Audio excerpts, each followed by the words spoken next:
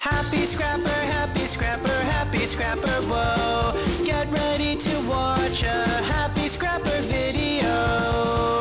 Happy scrapper, yeah, here we go. Welcome back to the Garage Happy Scrappers. In this video, we're going to talk about the new catchphrase, micro scrapping, and whether it's worth it or not. I get a lot of people just asking me the straight question of, hey, is micro scrapping worth it? Well, I'm going to explain to you how it is worth it, but you have to keep one thing in mind, and that's volume. If you have just one piece that you're trying to micro scrap and then moving on to another piece of to micro scrap, then it's just not a profitable venture to go into. You waste your time. Today what I've been working on is some screen doors. Now this, you wouldn't think about a screen door when you think about micro scrapping, but the same theory or an idea of what I'm trying to tell you about micro scrapping plays into these screen doors just like it would anything else. And now I had probably 8 or 10 of these screen doors today, and I've got 3 of them left.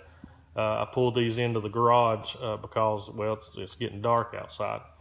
Now, when I say volume and profitability with micro scrapping is the exact same way dealing with these screen doors. You have flathead screws here. You have Phillips head screws on some of the screen doors. And then you have to set up a way to get rid of your glass, to recycle your glass. So I've zoomed through these screen doors today because I had everything set up. I had my drill set up for a flathead. I had the drill set up for the Phillips head, and you can just mow through things. It's the same thing as, well, I don't know if a whole lot of you country people out there will understand this, but maybe the rest of you will too. It's just like saying you want to eat green beans for supper. Is it quicker just to run out and grab a can of green beans, or is it you want to go all the way out to your garden, pick a handful of green beans, sit down, snap them, and pull the string out of them, boil them and all that? It's the same thing. It's really not worth it on a 1 meal basis. But if you're going into the garden and picking several pecks of or bushels of green beans and then processing them all at the same time and canning them or what have you, then it's worth it. That's the key to micro scrapping. Got a bunch of wire there I need to take care of. It's a floor hazard. For instance, this is an old street light. One of those, well, not a real street light like it's in a city or anything, but one of those that has the solar thing that you can buy at Lowe's or whatever. Now that's cast aluminum. There's some of them that are pot metal. Now some scrappers would just pick that up on the side of the road, chunk it in their trailer, and take it on. Now me, I micro scrap. I take this apart. I take the screws out. This is a piece of steel here. Get a little closer. I cut off the wires. I take all my wires, even how short they are, goes into this can there. If they're not, if they're too small to, run through the stripper, and then you wind up with your little electric motor there, and you can either put that in your 5-gallon bucket for electric motors, or you can bust it down and get the copper. Continually scrapping out this same item to get your micro scrapping. Now that's a pretty good size item there. I mean, it wouldn't take long to do that just on a single item because there's just a couple of bolts there. But if you had an item like this camera, this is a police car camera, and we get a lot of these in. We buy bulk and pick up bulk from people that decommission emergency service vehicles. Now this has got some small flathead screws there, and it's got some small hex heads, not hex heads, but Allen heads on the top. So if you were just going to scrap this out and then turn right around and say get you blurred up here and get you dizzy. You know, moving over here to cutting down this motor shell, then that's a waste of time. You know, you've setting up trying to find this and trying to find this screw or that head that you need to take anything out of, and just that single item, you'd just about be better off tossing it in your trailer and taking it as shred steel. But if you had 20 or 30 of these, and you could set up, you got all the tools that you need setting up in a row and just zip through it, bang, bang, bang. And yeah, that's the key to micro scrapping, is volume and chain production almost. Just having everything set up you need to zip through and knock those things out. So that's what you need to do. Is if you only have one or two items, can't wait for spring. Anyway, back to scrapping. Just set them over, store them somewhere.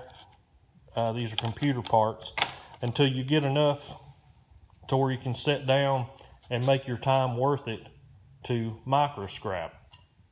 And what we're going to do now is I'm going to show you one other way of storage and being able to move things through a little bit faster to make your micro scrapping that much easier and more profitable. Okay, we're going to use this WatchGuard police camera, car camera, as our example for micro scrapping. You can see here I've taken it all apart with the parts in it that we'll be scrapping. Of course, you got some aluminum pieces up here. You've got some computer boards there. You've got a lens that can be sold to hobbyists. You got some other pieces of aluminum and the case. And we've got our tools set up, that what we're going to need to take this apart with. And it also helps, the first ones you take apart can kind of identify everything that you need to. And behind this sticker, you can see it there or not, was a screw. So it took us a little while to figure that one out. So basically what I would do is I would set my table up and get some containers. Coffee containers like that are perfect, and set them up at the front end of my table. And then all the pieces that I was scrapping out of this particular item, I'd have a container for each one of them. And then your plastic piece you could just throw away. And then it makes it profitable for you to mow through several of these at a time. Now, if you just had one and no prospects of getting any more, you do have, with this particular item, a pretty good piece of aluminum there. But if that were plastic and you were just trying to scrap, say, the computer boards out of it, then it's really not worth it, because you just got 3 computer boards there, and that's not going to do you any good. Now, if you got 25 or 30, then that makes the difference. And then your pieces of metal and stuff would, or aluminum, or your scrap steel would add up pretty quickly. So that's the key, really, to micro scrapping, that they call it now. You know, if you had something like a toaster, is it worth micro scrapping a toaster? To me, probably not. And micro is not necessarily small items. I mean, you could micro scrap that washing machine if you wanted to tear it all the way down and get the wire out of it, or take the motor and scrap the motor, which I do anyway, to get the copper out of it. For instance, a dryer would not be very profitable to micro scrap all the way down to the separate items. There's a lot of screws in those things, and a lot of time taken up to just get down to one motor and a handful of wiring. So micro scrapping a dryer, I don't think would be very profitable. Same thing with a refrigerator. Micro scrapping a newer style refrigerator wouldn't be worth it. You do have some coils in the bottom and then your compressor. But if you're not set up to run through and scrap out several compressors at a time and have a way to recover your gas to save the environment, then it's not profitable to micro scrap or break all the way down a refrigerator. So it really all depends on what you've got. And like I said, again, the key is volume. Now these are some aluminum pieces, heat sinks that went in. We scrapped out, you'll go back and look at the video, we scrapped out a whole lot of industrial copier machines. Now this is a pretty good piece of aluminum, but it has this tie down or brace that holds this into the board. It holds it up against the microchip. So if you just had one or two of these, they're really a pain to try to get that piece of metal out to get the so you won't have irony aluminum, you just have straight aluminum. And for messing with one of them, it's not very it's time consuming. So, but if you got a bunch of them, you can build yourself a little jig like I have with this. I don't have it where I can show you right now, but basically it sets down in there, and I just hit it on each side with a hammer to break it in off of those that tine, that little pinch down in there. You can see it right there, hopefully, and they just pop right out. But it's a lot of time. This is the same kind of a same situation here. If you're wanting to use the computer board off of this, and then you have a pretty good sized piece of aluminum heat sink, or if you're not set up with your Allen wrenches and everything to take this apart, there might be a star bit.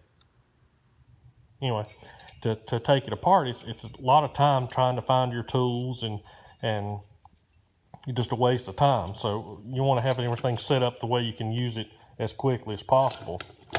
Same thing with this faucet here. You got some copper there and some yellow brass. And you only got 1, 2, 3 screws to take that apart to break it down. So it's well worth micro scrapping or taking that down as far as you can to harvest those pieces out of it. So I hope that explains a little bit more to you about micro scrapping and answering the question about whether it's profitable or not. That goes along about the same question I get at least twice a day as people say, can you make a living scrapping? Well, you know, it depends on what kind of living you want to make. If you want to keep up with the Kardashians, then scrapping's probably not for you. But if you want to live a decent life and get your bills paid and have a happy life, then yeah, scrapping, you can do it. Well, about got too philosophical there. So anyway, thank you guys for watching again, and happy scrapping.